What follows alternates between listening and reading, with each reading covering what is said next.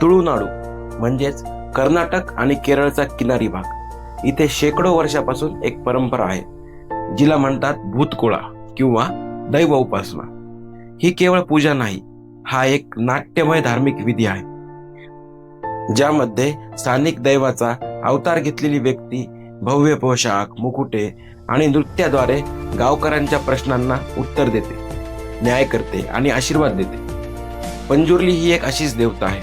ती एक वनदेवता आहे जिचं रूप डुकराचं अर्थात वराहाचं आहे.